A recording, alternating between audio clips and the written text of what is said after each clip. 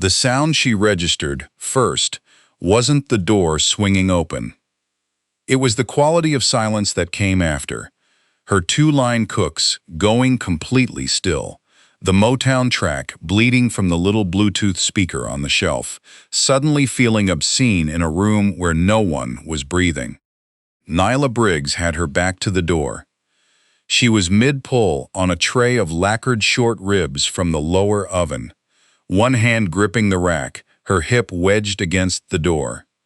When she heard the deliberate scrape of boots on her freshly mopped floor, she knew what that sound meant. Everybody who ran an unlicensed kitchen in this district knew what that sound meant. She set the tray down on the prep counter, slow, deliberate. Then she turned, her 10-inch chef's knife already in her right hand, not because she planned to use it, but because the weight of the steel was the only anchor she had left some days. There were two of them, big, expensive suits that didn't fit quite right across the shoulders. The taller one had the flat, patient eyes of a man who'd done this 100 times and found it boring. "You're behind," he said. "Not hello, not excuse me. Just that, delivered like a weather report." "I don't know you," Nyla said. "You know what we represent." She did. The whole corridor of underground businesses on this block did. It was the same organization that had been running quiet taxes on every unlicensed restaurant, card game, and repair shop below Harker Avenue for the better part of a decade. She'd managed to avoid them for 2 years by keeping her head down, her hours unpredictable, and her front door invisible. Apparently, 2 years was the grace period.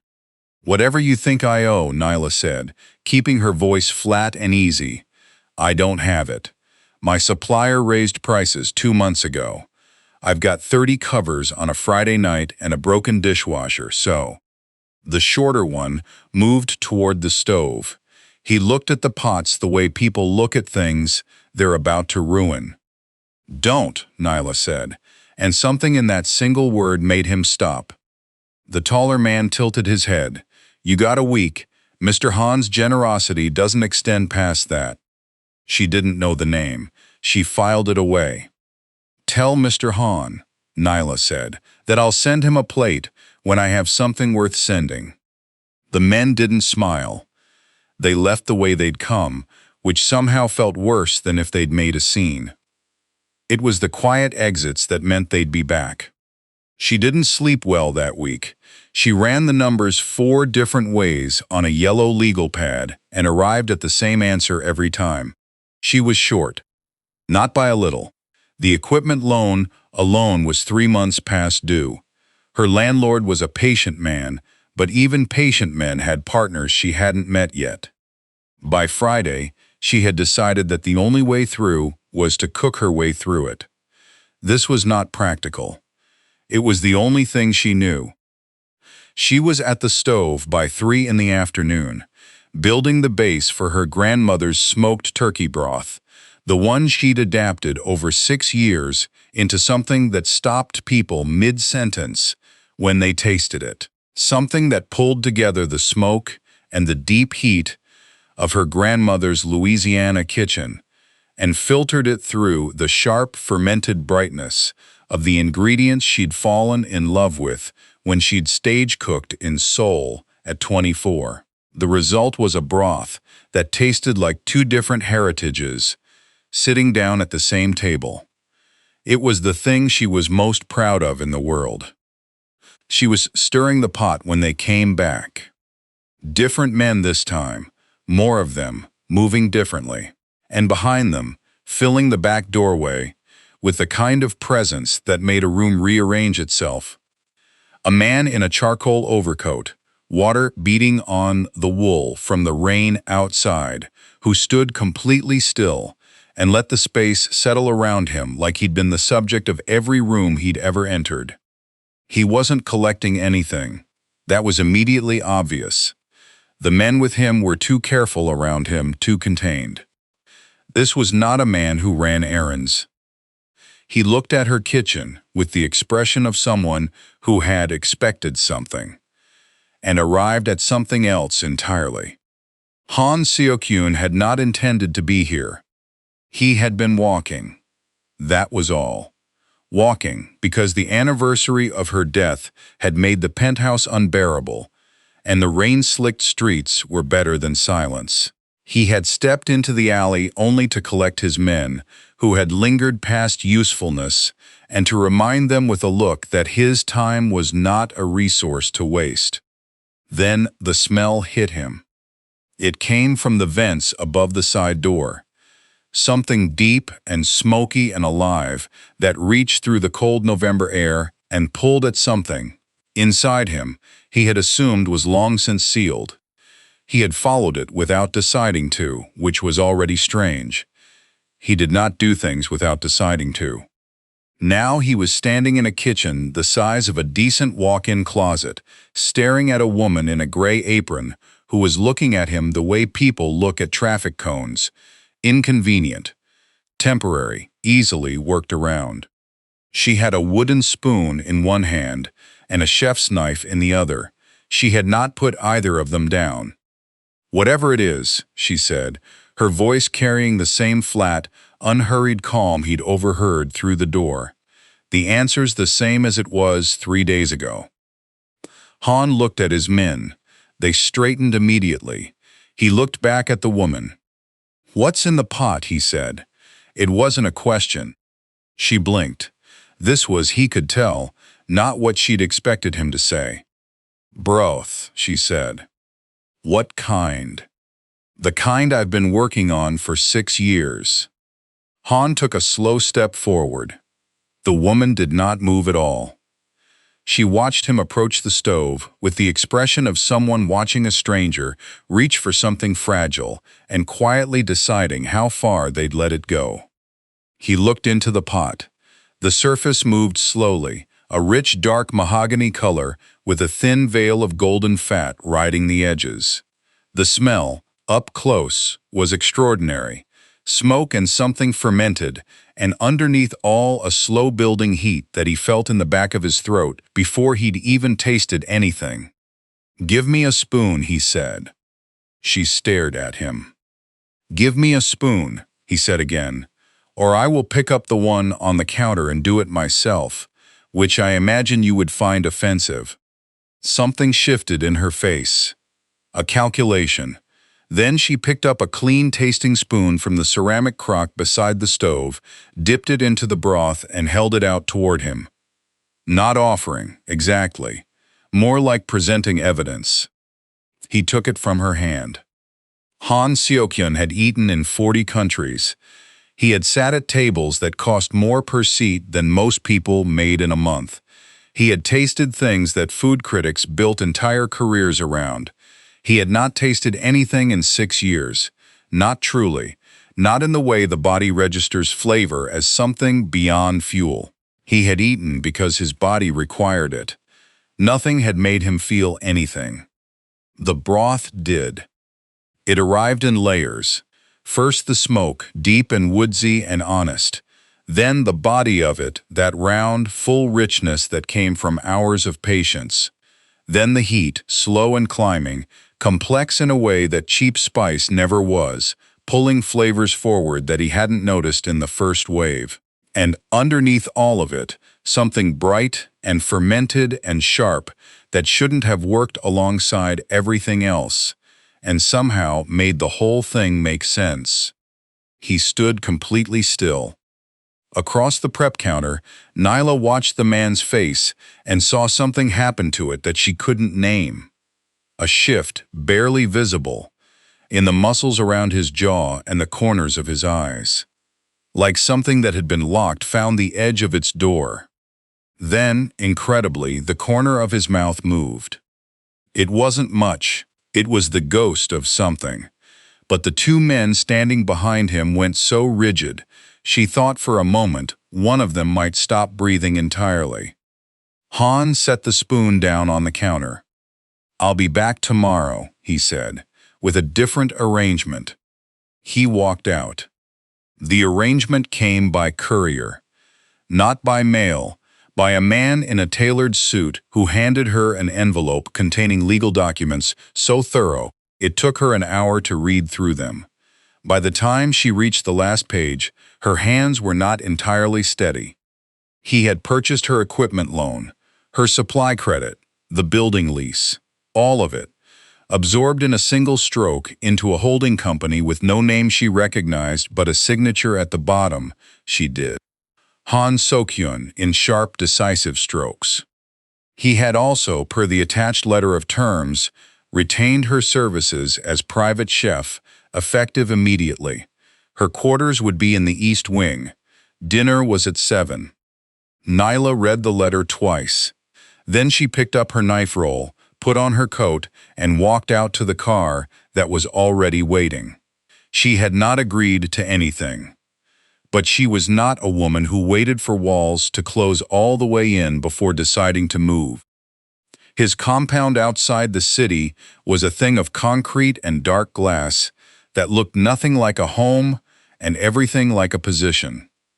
It sat on a hill above the water, surrounded by grounds that were perfectly maintained and entirely sterile, like a chessboard mid-game where no one had moved in years. The kitchen was enormous. Imported marble, dual commercial ranges, every piece of equipment she'd ever coveted, and some she'd only ever seen in Michelin-rated prep photos. It was the kind of kitchen that had never been used with any real intention. She used it like it was already hers. That first night, she cooked him braised oxtail in a sauce that took 4 hours and contained 2 kinds of chili she'd had his guards drive 40 minutes to find. She served it with hand-torn flatbread and a side of her fermented cabbage slaw, aggressively seasoned, the kind of dish that required both hands and left evidence on your shirt. It was loud food. Food that demanded your full attention, got under your fingernails, left a heat in your chest that took an hour to ease.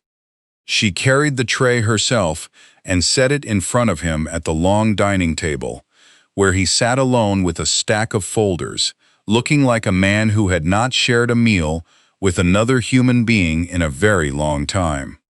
He looked at the plate. "What is this?" he said. "Dinner. I prefer." "You eat whatever I decide to cook," Nyla said. "That wasn't in your paperwork, but it should have been. If you want a chef, you have a chef. If you want someone to heat up prepared food and stay invisible, you want a different person entirely." He looked at her for a long, measuring moment. Then he picked up the fork. She watched him take the first bite. She always watched. The moment of contact between what she'd made and the person she'd made it for was the only part of cooking that still surprised her. His expression didn't change, but she saw his shoulders drop just slightly, in the way bodies do when they stop bracing for impact. He ate everything on the plate. The next 2 weeks were a particular kind of war. Nyla cooked food that was too hot, too messy, too joyful for the cold perfection of the compound. She played music in the kitchen that traveled down the marble corridors. She left traces of herself everywhere. Flour on the countertops, the smell of roasting garlic in the ventilation, a crock of fermented pepper paste sitting uncovered on the island because she needed it at room temperature, and that was simply where it lived now. Seokhyun began working at the island. He didn't announce this. He simply appeared one afternoon with his laptop and a stack of folders, settled onto a counter stool, and opened his screen without looking at her. As if this were routine, as if the kitchen had always been where he worked. Nyla chopped vegetables with considerable ferocity and did not comment. "You hold that knife like you're angry at it," he said once, without looking up. "I hold it like it's mine," she said. He was quiet for a moment. "Is there a difference?" She thought about her restaurant, the years of scrubbing grease off concrete floors and sweet-talking suppliers, and building something from nothing in a space that was technically illegal, but felt more like home than anywhere she'd ever been. "Not for me," she said. He nodded once and went back to his screen. She had not expected him to understand that. She began noticing small things, the way he always positioned himself between her and whatever door his men entered through. Subtly, almost deniably, but deliberate once she recognized the pattern.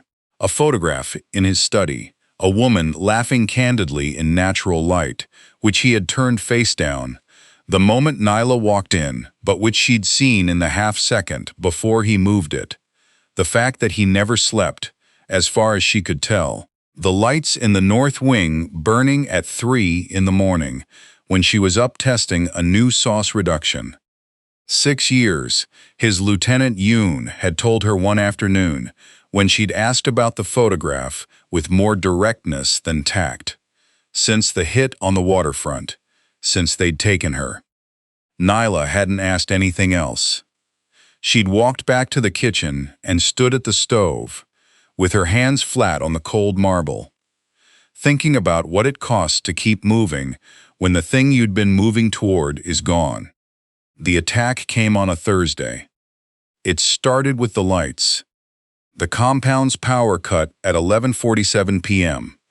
Not a failure, a deliberate kill, the kind of coordinated grid cut that meant whoever was outside had done their homework. Backup generators kicked in under 10 seconds, flooding the kitchen in red emergency light, and in that red half-dark Nyla stood at the island with a boning knife she'd grabbed by reflex, her heart beating very fast and very evenly. The corridor door blew inward. Seokhyun came through it at a dead run. He was wearing a tactical vest over a white dress shirt, rifle in his hands, and an expression she had never seen on his face. Not cold, not controlled, but stripped down to something fundamental. He crossed the kitchen in 4 strides and grabbed her arm. "Move," he said. She moved. They were halfway to the secondary exit when the staff quarters door came apart in a flash of white light and a concussive blast that knocked every hanging pot from the rack. Nyla's ears went hollow. Through the smoke that poured in came figures in dark tactical gear. Han didn't hesitate. He put his body between her and the doorway, fired twice, and pulled her toward the wall beside the walk-in freezers. A body hit the floor, more shouts from the smoke. He hit a biometric panel, and a door she'd never noticed slid open in the concrete, revealing a stairwell going down. He shoved her inside, fired twice more, and followed, slamming the vault door behind them. The silence was immediate and absolute, the kind of silence that lives on the other side of violence. Nyla put her hand on the wall, rough concrete, cold, and counted down from 10, the way her grandmother had taught her, when the world was smaller and the things she had to survive were different, but the principle was the same. "Stairs," Han said. His voice was tight, hand on the wall. She heard it then, the uneven, wet quality of his breathing. "You're hit," she said. "I'm fine." That's not what fine sounds like. Keep moving. The bunker at the bottom was clean and well lit and designed for function rather than comfort. Nyla saw the medical cabinet first. She was at it before Han had made it all the way down, and when she turned around with the gauze and the antiseptic and the tape, he was sitting on the floor with his back against the wall, and the left side of his shirt dark in a way that made her move faster. "Vest off," she said. "Nyla." "Vest," she said, "or I'll cut it off you and feel absolutely no remorse about it." He unclipped it with slow, blood-slicked fingers and let it drop. She worked quickly. A shrapnel graze across the upper shoulder, deep enough to matter, not deep enough to be fatal. She irrigated it and felt his entire body go rigid without a sound, which told her more about how much it hurt than any noise would have. She pressed the gauze down hard and taped the dressing into place. Why did you do that? She said. Do what? In the kitchen. You put yourself. I know what I did. You have 30 armed men on this property.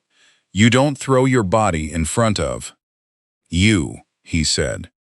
The words settled into the bunker and stayed there.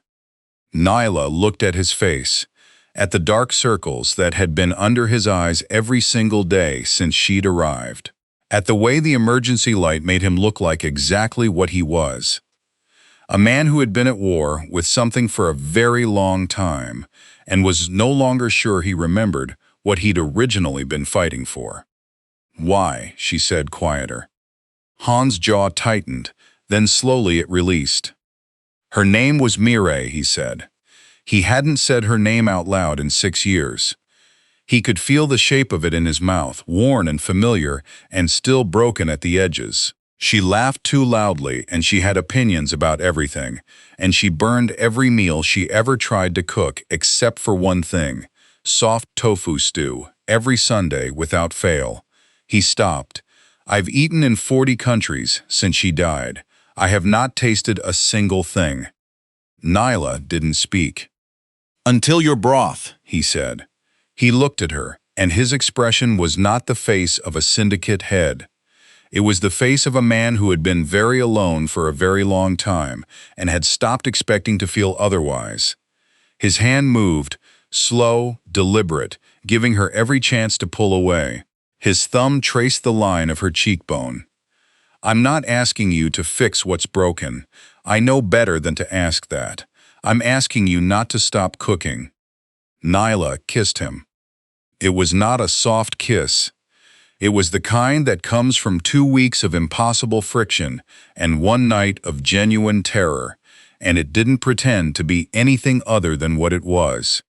He pulled her in with his uninjured arm and kissed her back with the focused, starving attention of a man who had decided, after 6 years, to stop refusing himself things.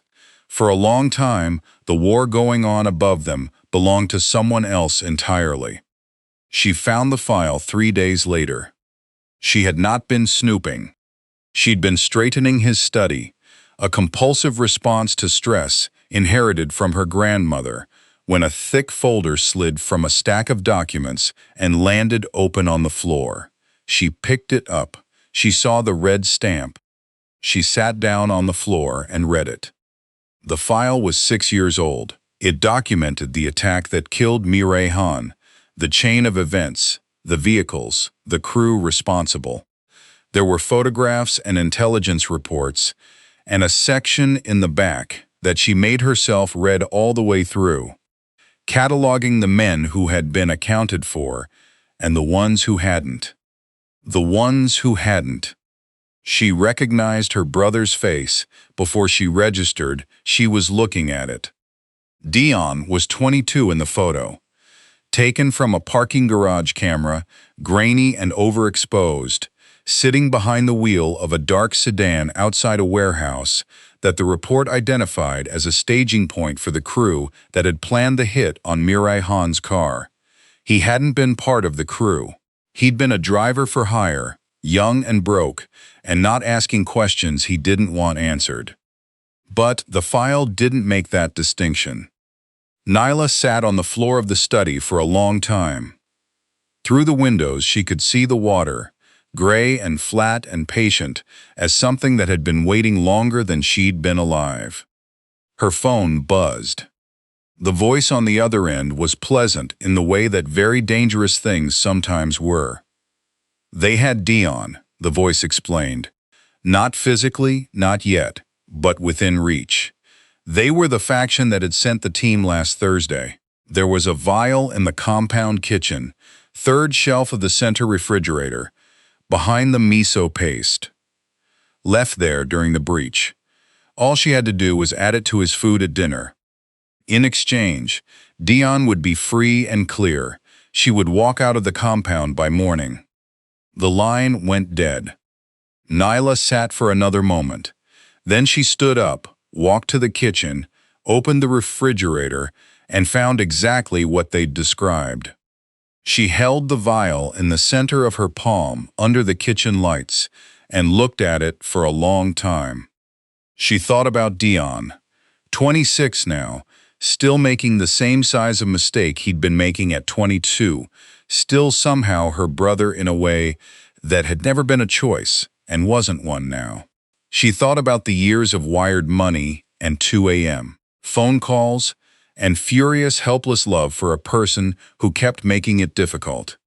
She thought about Seokhyun saying his wife's name out loud for what she suspected was the first time in 6 years.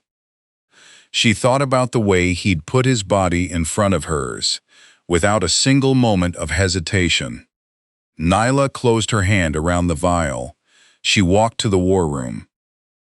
He was at the conference table with Yoon and 3 men she didn't recognize, tactical maps spread across the surface, everyone mid-sentence. The conversation stopped when she walked in. She set the vial on the table. The small glass clinked against the polished wood. "That was in your refrigerator," she said, "behind the miso paste. They left it during the breach."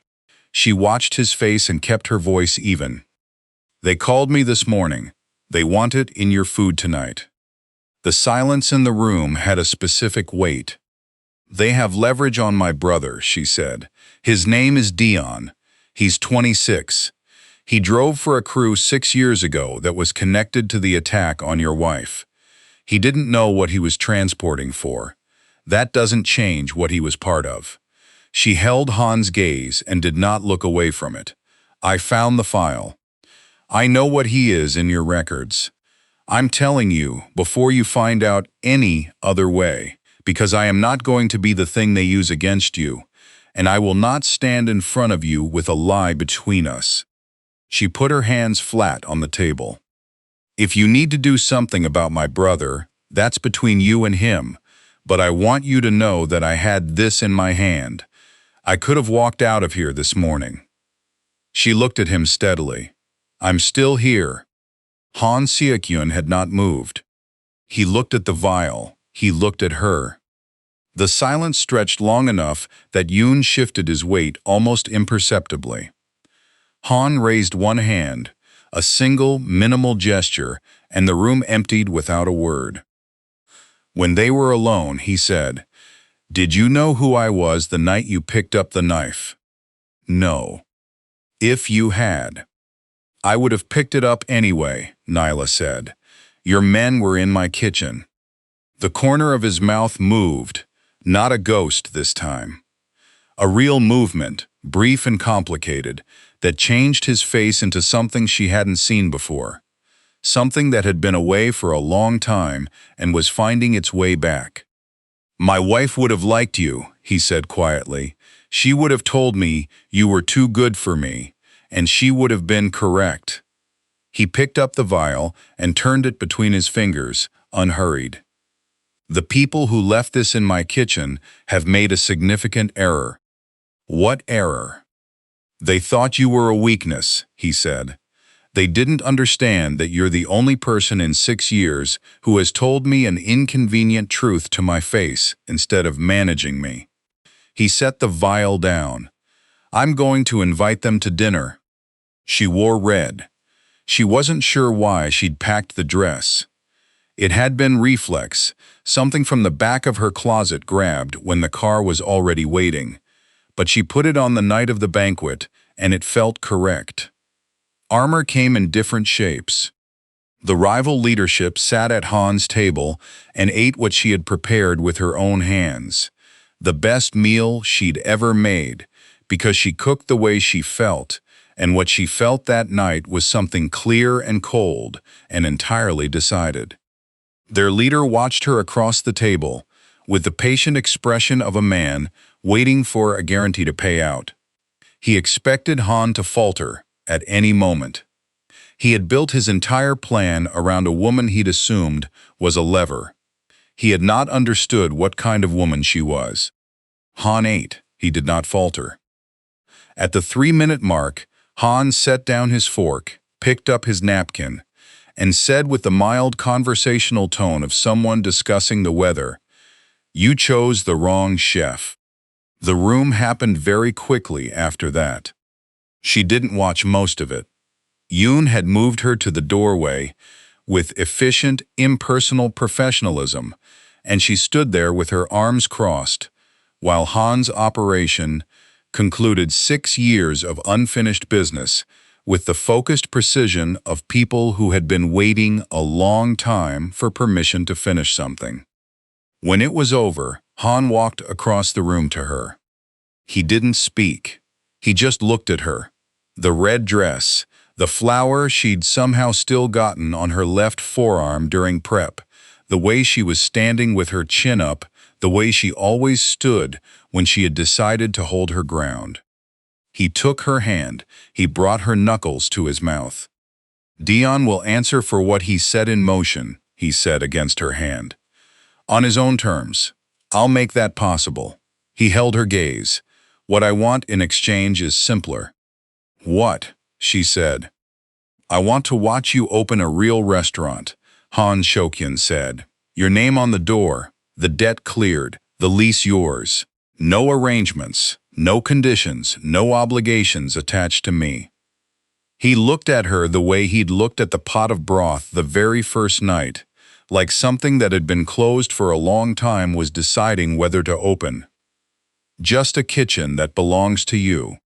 Nyla looked at him for a long moment. And what do you get out of that? She said. A reservation, he said. Every Friday. She thought about the underground spot on Kenner Street. The flour-dusted walls, and the borrowed equipment, and the 30 covers on a good night, and the years of building something real in a space that was technically nothing. She thought about what it would mean to build it somewhere. The light came in. She thought about a man who hadn't tasted anything in 6 years until she'd shoved a spoon in his direction. Fridays are my slowest night, she said. I'll put you at the bar. It was the first time she heard Seokhyun laugh. It was brief and low and entirely real, and it moved across his face like something returning from a very long distance. Nyla Briggs walked back into the kitchen. She had food to finish, and for the first time in longer than she could easily name, the kitchen she was walking into was already, unmistakably, hers.